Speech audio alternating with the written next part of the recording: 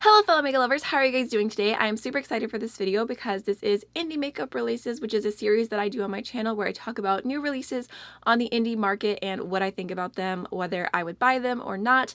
This week I haven't bought anything. I know I said that last week and then halfway through I realized that I actually had bought something, but this week I really haven't. So we're just gonna go through and discuss the releases and just what I think about them. Before we jump in, I do want to let you know that I created a resource for anyone who loves buying indie makeup.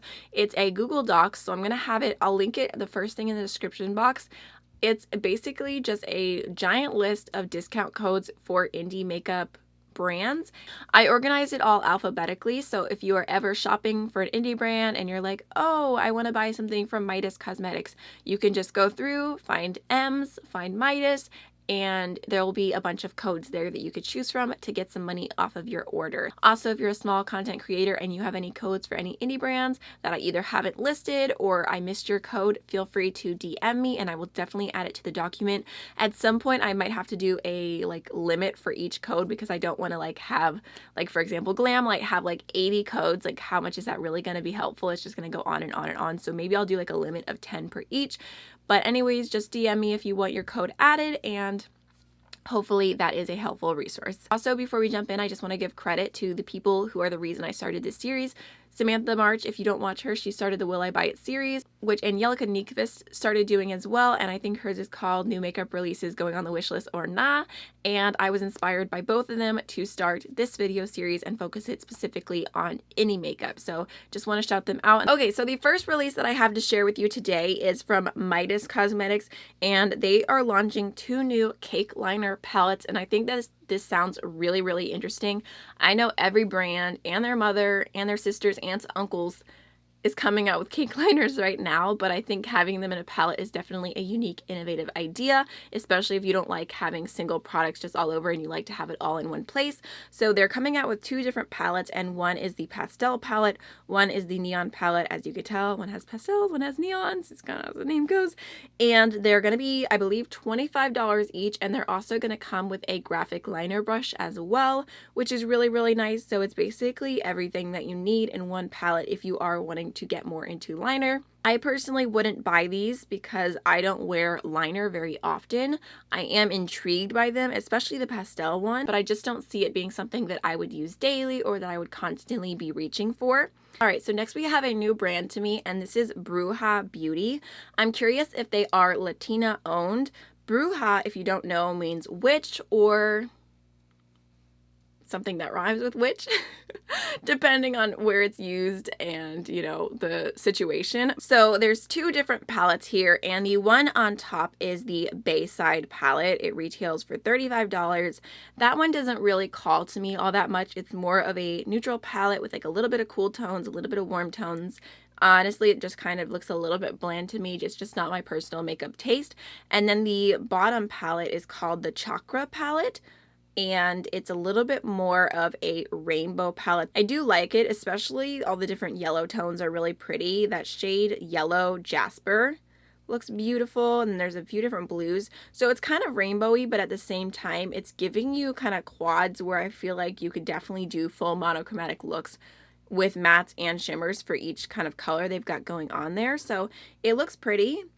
I don't really know all that much about the brand, but just wanted to mention it for a moment. All right, next we have a sneak peek from Klarity Cosmetics, and this is their new collaboration with @Heels and Brushes on Instagram, and I'm curious, it says it's going to be the Raine of Color palette, so it's a pressed pigment palette.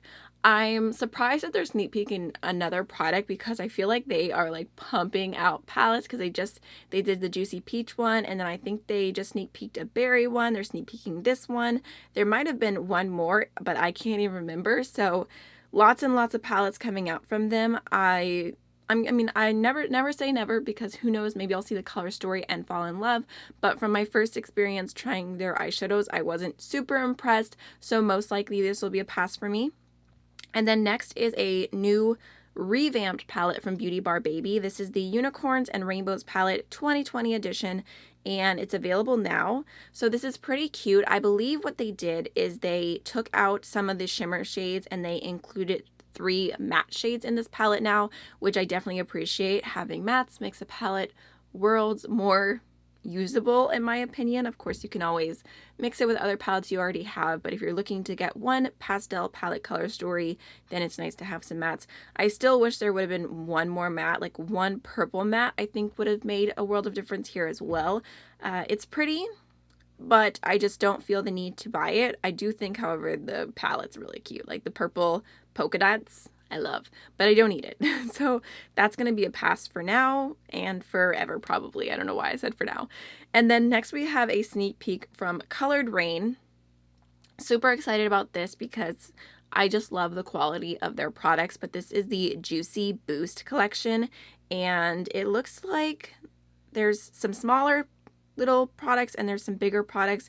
They don't really have the names on them or anything, so you can't tell any more than just looking and seeing Juicy Boost. I was surprised that this was Colored Raine because I feel like a lot of their packaging is a little bit more elegant. It's a little bit more like subtle, and to me this is definitely more like bright, fun packaging, which there's nothing wrong with it. It was just unexpected. I feel like it's not quite like as on brand for them. But anyways, I'm really excited to see what it ends up being. I'm wondering if it's going to be colorful, if there's like some green, some yellow, orange, and red. That could be an interesting color story. So I'm here for it. I can't wait to see the inside.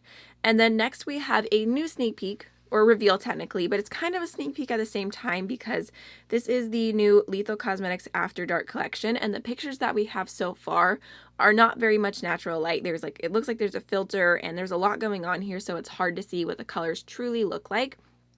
But there is an eyeshadow palette and it has 12 different colors. It's pre-assembled, but they're also going to be selling those same shades as single shadows, so you can buy them individually as well if you would like, which is something I really appreciate about Lethal. So if you like to have a palette all made for you, you can do that, or if you only like singles, you only want to buy a few shades, you can also do that. Lethal Cosmetics has really good quality eyeshadows in my opinion. They're a really cool German indie brand, so I am intrigued by this, but I really can't like say much judgment because it's hard to see what the palette truly looks like right now. From what I see, some of the shades look similar to what I already have, so I'm really curious for them to do some comparisons. They're also coming out with some, I believe these are like gel liners or something like that, and they're supposed to be neon, and I believe that there might be the kind that show up in, is it like ultraviolet? What's UV lights? Something like that, which, you know, I'm not partying, I'm not clubbing. I'm literally the most boring 23-year-old ever, so that's not really something that appeals to me. I mean, not saying that everyone who buys those does those things, or like you could just go to the grocery store and wear a neon eyeliner, but the fact that they do that in UV lights doesn't appeal to me any more than if they didn't, and overall, like I said about liners, I just don't wear them that often. Alright, next we have a tiny little sneak peek from Devinah, which I'm excited about, even though it's a silver. It's a very foiled metallic silver shade. I'm not even a cool tone neutral kind of girl, but I'm excited to see that Devinah is up to something next because I love Devinah's shadows. They're one of my favorite indie brands, so I was just like, yes, more. More from Devinah because I just love their quality, and these look really pretty. I'm curious if they're going to do like more just regular shimmer shades that are super foiled, because they had a lot of satins to begin with and then they branched into all these duochromes and multichromes that I love, but I feel like their like regular shimmer shades aren't my favorite. So if they're going to do some more like just like one tone colors and make them super foiled, I'm definitely all about that. And then next we have two new palettes from Luxe Beauty, which are available now. This first one is the Ganj palette. I feel like that's some type of smoking reference, but I don't really get it. And it's a very beautiful green color story. Super pretty. I love that it has a pop of yellow. It's grungy. There's a good amount of mattes. There's shimmers. I do like it. I really do, but like I said, I'm not buying any makeup right now. I'm chilling it out for a little while. I've got a lot of things going on that I can't talk about yet, so I'm trying not to spend money, but yeah, I don't need it. I don't need it. That's like my go-to thing. I feel like if you watch my indie makeup releases and took a shot every time I said I don't need it, you're gonna need some professional help, because I don't know, I'm like always talking myself out of products as we're going through and talking about them in this video or in these videos. So yeah, I really like it, but I don't feel like I'm like dying, like I have to have it more than I want to be good about not spending money right now. And then the next palette is the Something Gorgeous 2 palette, which looks beautiful. So pretty. The pinks, the purples, they look stunning. I have the original Something Gorgeous palette, and it was actually a regret for me. I didn't super love it. Didn't super love the formula of the Love Luxe Beauty eyeshadows. And also, I don't even know, I feel like you can tell from this photo, it just looks like they edit their pictures to be very high contrast. And I feel like in real life, they never look as bright as they look for their eyeshadow pictures, which I think is definitely disappointing because, like, just show what people are actually gonna get. And I'm affiliated with them. I love their highlighters. I think they are bomb, but I just hate the editing on the reveal photos because, like, this is what people are going off of. So yes, anyways, those are a pass for now, even though they are really pretty in the picture. I'll be very curious to see if anyone buys them and how they feel about them. And then I also wanted to mention really quickly a little restock notification, and this is for BK Beauty. They restocked their 101 contoured foundation brush, which I believe is their, like, most best-selling brush. It's been out of stock for quite a while. I actually do have it here. I bought this in the beginning of April, and it is such a nice foundation brush. I've talked about it a little bit on my channel before. I know I have another video coming up, probably not for another few weeks, where I talk about this and use it for, like, a flawless face foundation routine. But I really like this brush, so I just wanted to let you know if you have heard me talk about it, you were interested, they are back in stock on the website now. All right, and then next, these are the new Moon Drops from Ritual Defile. I'm not sure if I'm saying that right. I believe they're an indie brand, but I don't know that much about them. And honestly, I'll put the swatch picture that I saw here. And when I saw this, I thought that this was a lip product. I don't know why. I thought it was a lip product, so I didn't even give it a second look. I was just like, I don't need it kind of thing.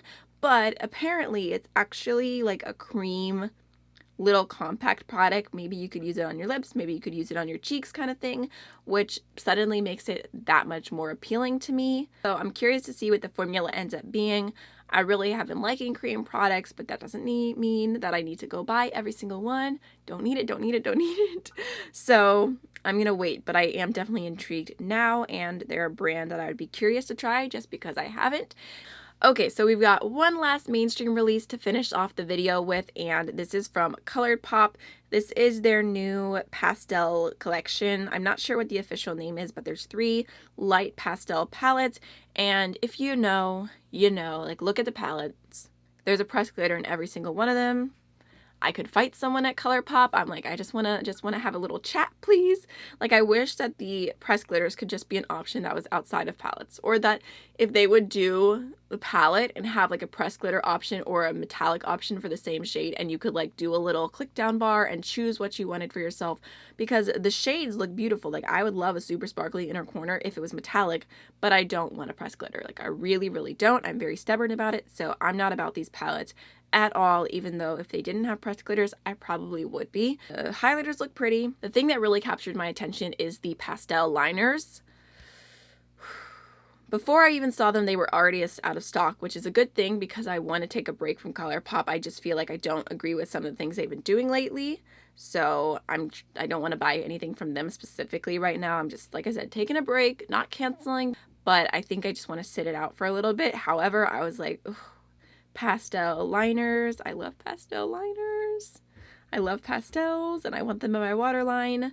And I can't think of another brand that specifically has liners like this in pastel shades. If you know of another brand that has that, definitely let me know. I'm all about it. I wish, if Linda Hallberg Cosmetics came out with liners, like their mood liners in pastels, that would be amazing. I really want them to do that. Like, really, really bad. All right, so I know it was a little bit of a shorter one, but that is everything for today's indie makeup releases. I hope you enjoyed it, and I'll see you in the next video. Bye.